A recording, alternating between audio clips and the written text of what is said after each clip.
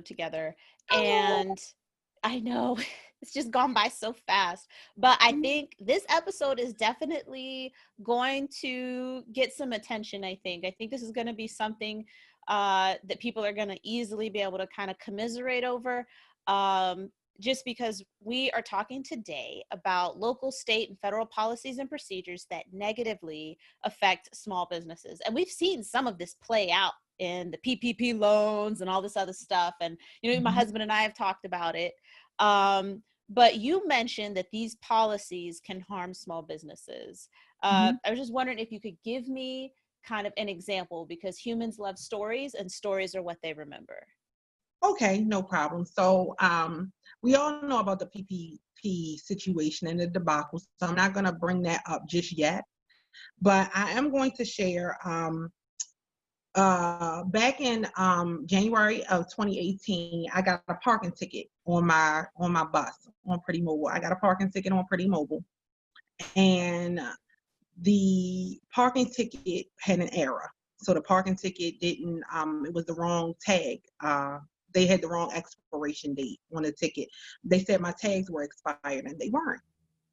And so I got the ticket and I battled with the city about the ticket because I'm like, I'm not paying this ticket. The ticket is wrong. My tags don't expire, blah, blah, blah, And okay, so you were parked where you were supposed to be parked, but they gave you a ticket for expired tags. Yes, they gave me a that ticket weren't for expired.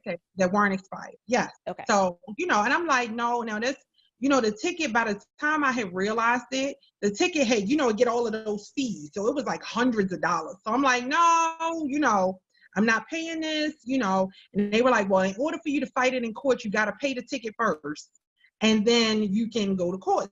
So I'm like, no, I'm not going to do that. So yeah, so months have been going past, and then we began construction where my studio is. So we began construction, and we were physically unable to move any of our vehicles. It was an emergency construction, and they had dug up all around but they were still giving us tickets. So our vehicles were still being ticketed, though we were physically, because the streets were blocked off, we were physically unable to move the vehicles. You could walk on the street, but you couldn't drive off. So they were doing emergency construction and didn't tell you to come move your vehicles because it was an emergency, and then ticketed you repeatedly. Yes. That's absurd. Yes. So probably maybe about, toward the end of it, we were able to move our vehicles off. And I moved my vehicle and they came and impounded my vehicle because they had given all of the tickets, right? They had given all these tickets, so they had impounded my vehicle. And so for about 6-8 months, we were battling with the city of Baltimore over the parking tickets and the impounding of the vehicle. We had in total about 7 or 8 parking tickets. We went to court for all of them and we were found not guilty okay. For every parking ticket that we got, not guilty. We went to the impound yard to pick up our Pretty Mobile and it had been destroyed. So that is where you see, and the city said that they weren't going to pay for it. What? So, yes. So even though it was destroyed, it was vandalized. So it wasn't on their property. On their property. Mm-hmm. Yeah. So it was vandalized, and we have pictures and video of it where literally it was gutted. Like the entire mobile unit was gutted. Everything was gone. So, when I say that, I mean, and I tell that story because you shouldn't lose your business over a parking ticket. Now, I'm fortunate that I had other avenues, but imagine if you were a food truck and that was your only way. Yeah. You know what I mean? And then you finally win, but you lose. Right. Like I got everything, you know what I mean? I did everything. I went to court. I battled it in court. And so a lot of times what you're seeing is people, one, the policies and procedures being outdated, right? That's one. And then 2, people are being penalized for being poor. So you're being penalized because of your inability to pay, and then go to court and fight them, and for them to find you not guilty, and then they'll give you your money back. Right.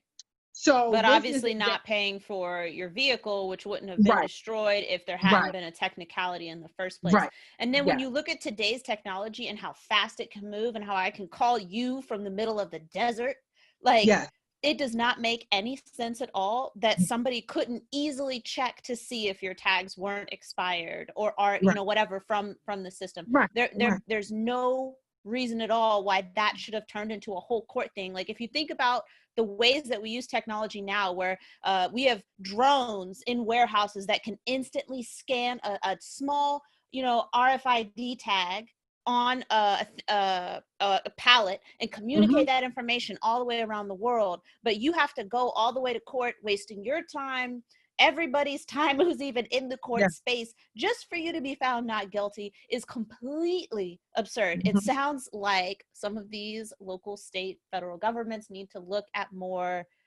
consulting, technology consulting, Yes. process management firms, Hmm. something, Hmm. because that is awful. Yes, That is it is. terrible.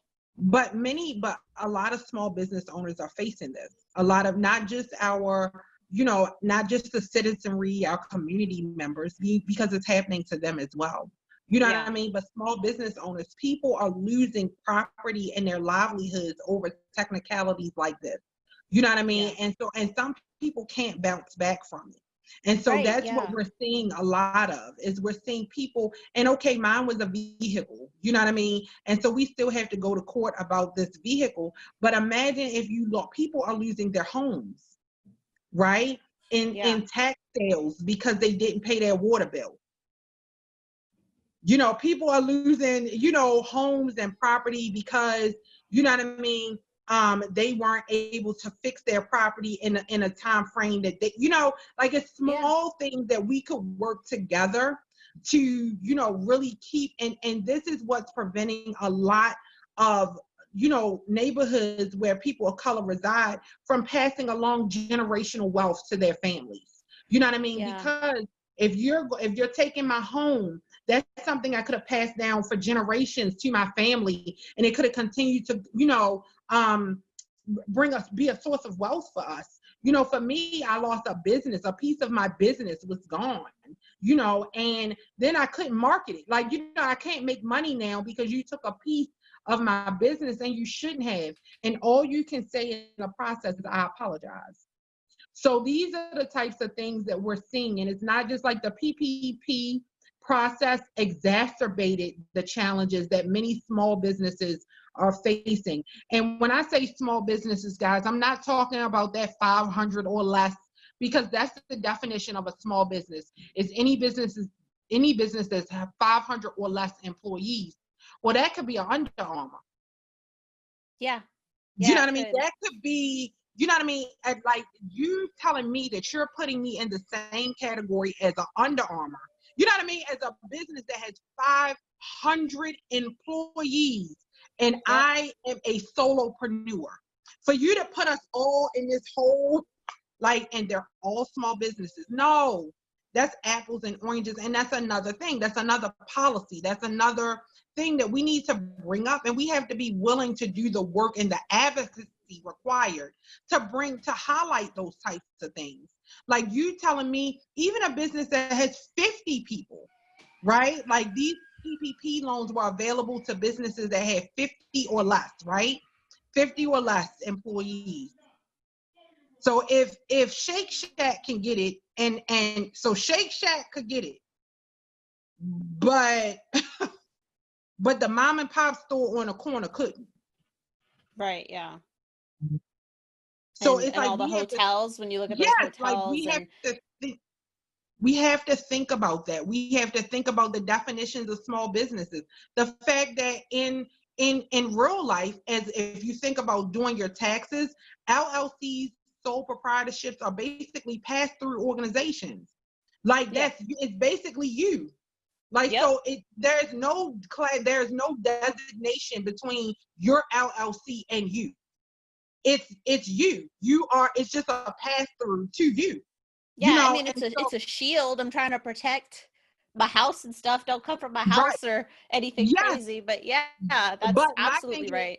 what happens, especially in that, is even if if the thing about it is you have to make sure that you are separating your business from your personal, because even if you have an LLC, if you use your business account, or if you're not, accurately accounting for your business finances and separating it from your personal finances, even if you have an LLC, they can still come after you because you have not clearly defined that I Yes, am not my business. And so that's those are right. things that you don't learn about until it happens to you. You know what I mean? Like Yeah. that's like you don't learn about it. It took me 15 minutes to get my LLC. Yeah, well, 15. it didn't take long. It didn't take long. I wasn't happy that they automatically expedited it and therefore automatically charged me extra money, but Yeah. that's true. It did not take long. Yeah. It That was doesn't take rude. long. I was not pleased about that. Yeah, yeah, but it's just like, but you don't get any information about what it means to be an LLC. You know what I Yeah. mean? Like what, and so we have to do a better job of, one, knowing, so on our end, knowing what it means, like doing the research and knowing what the policies and procedures are around the things that we plan on doing. So if you haven't become acquainted with your zoning, board, your parking, your DLLR, the Department of Public Works and all of that stuff, like we don't think it matters. Oh, all of that matters. You know what I mean? You put a decal on your car, you now have a commercial vehicle and you can't park in some places.